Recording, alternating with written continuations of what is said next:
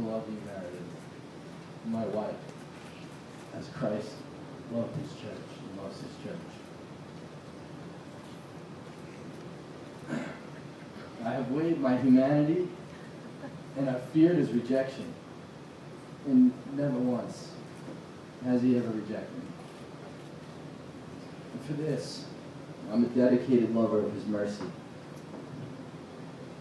So as freely as I have been forgiven and loved back into his arms, I will imitate this freedom and commit myself to loving you unconditionally. This is a responsibility that's too great for any man. However, I vow to you that I will diligently pray for the grace to remain a humble and sober man who bends his knee to our God and draws from his power to love you. And with the permission of his grace, I vow these supernatural things to give the unbelievable mercy I have freely received from him. To be a loving man who accepts you as you are and not as I would have you to be. To be humble enough to forgive and see you without fault. Grace to never let the sun set on our anger. To help you walk into the destiny to which he is calling you. To listen to your fears and pray you through dark nights. To celebrate your joy, your triumphs, and your strides. I vow to you, Meredith, to love you.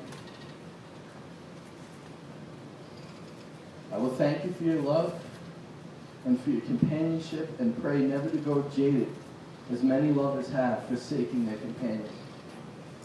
Instead, as only iron can sharpen iron, I will embrace the friction of our love. As my humanity is exposed by your presence, I will embrace the opportunity to remain humble and learn from you without resentment. Meredith, I have learned to maintain love from you, and I am thankful for the lessons that you have taught me this far in our journey. So I declare this day that I am not your superior, I am not your teacher, I am indeed not your God, but instead I am your equal, and in so many ways a student of your love. I will let no man, woman, family, child, job, friendship, or passion separate us. I will let no offense tower in the landscape of our lives. Instead, like Abraham, I will erect monuments of our love. And when this life is through, and I will look upon them with assurance that it was God himself who initiated and wrote our love story in the annals of his creation. On this day, and from here forth, I will not forget to love you. Mary, my love.